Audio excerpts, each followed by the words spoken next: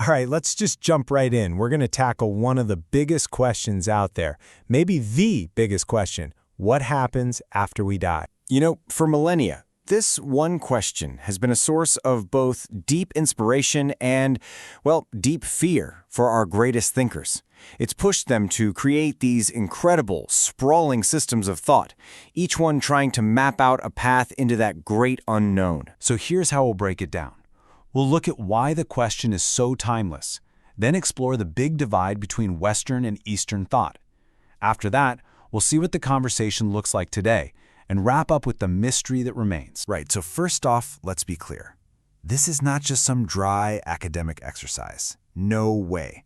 The question of an afterlife, it makes us look right in the face of our biggest hopes about our own existence and, our biggest fears about it all just stopping. So the point of this whole explainer, it's not to land on the right answer.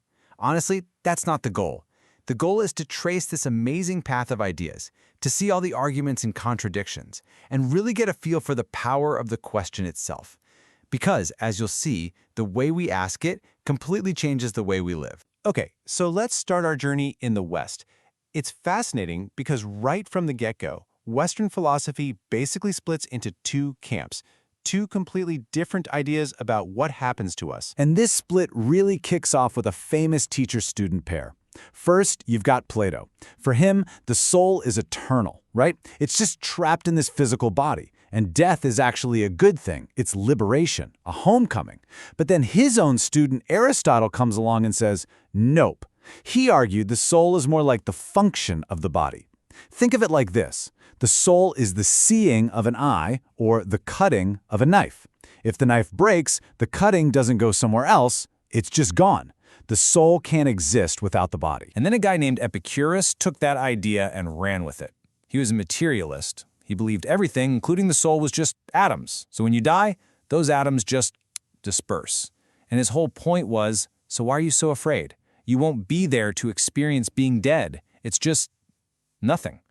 For him, being scared of death was the biggest waste of a perfectly good life. Okay, so fast forward a bit.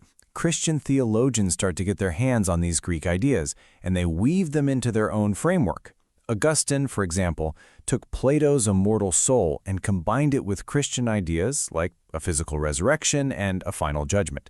Then, way later, Thomas Aquinas built on that, and he described the ultimate goal for the soul, this thing called the beatific vision, which is basically a direct, face-to-face, totally unfiltered experience of God for all eternity. And just when you think you've got the main ideas down, along comes Nietzsche and just flips the whole table over. He throws out the idea of an afterlife completely. Instead, he gives us this mind-bending, kind of terrifying thought experiment he called eternal recurrence. He asks, what if you had to live this exact life, every joy, every heartbreak, every boring Tuesday, over and over and over again forever? It's not a prediction, it's a challenge. Can you live with such purpose and meaning that you would actually embrace that repetition? Would you say yes to living it all again? So as we move into the 20th century, this whole Western line of thought kind of culminates in two powerful, skeptical positions. On one hand, you have the philosopher Bertrand Russell. For him, it's simple science. Consciousness is just a product of the brain. The brain dies, consciousness ends. The lights just go out. Believing in anything else? That's just wishful thinking, fueled by fear.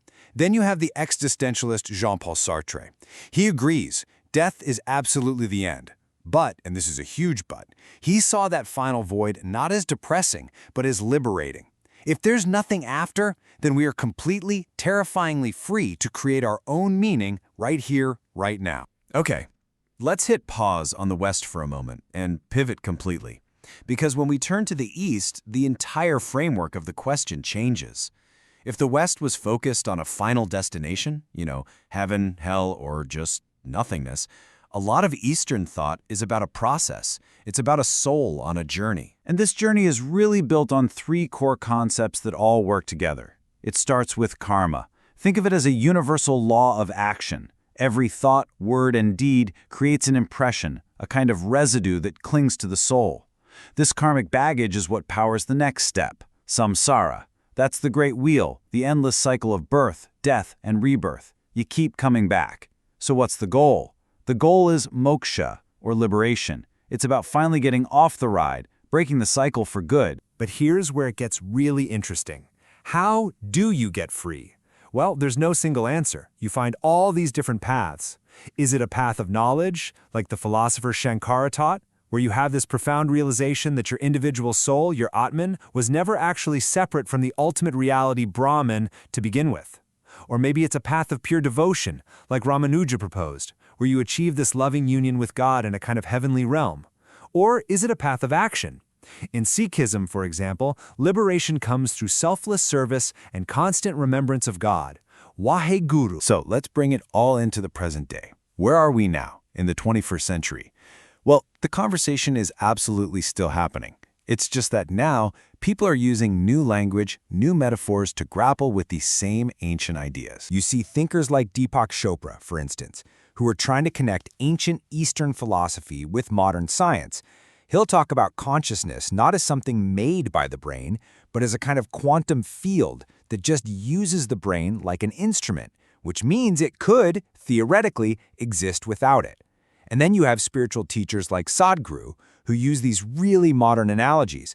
He describes karma as being like the soul's software. It's the programming that keeps you reincarnating.